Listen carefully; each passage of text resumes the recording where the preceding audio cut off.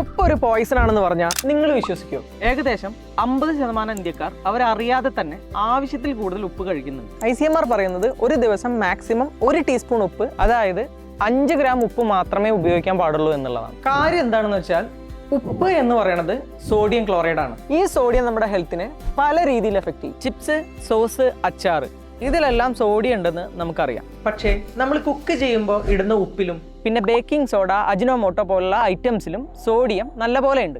അതിനി white salt ആയാലും pink salt ആയാലും ബ്ലാക്ക് സാൾട്ട് ആയാലും എല്ലാത്തിലും സോഡിയത്തിന്റെ അളവ് ഓൾമോസ്റ്റ് സെയിം തന്നെയാണ്. രസകരമായ ഒരു കാര്യം എന്താണെന്ന് വെച്ച് കഴിഞ്ഞാൽ നമ്മൾ ഡെയിലി കഴിക്കുന്ന ചോറ്, പരിപ്പ്, വെജിറ്റബിൾസ്, പിന്നെ പാല് ഇതിലൊക്കെ നമ്മുടെ ശരീരത്തിന് ആവശ്യമായ സോഡിയം നാച്ചുറലി തന്നെയുണ്ട്.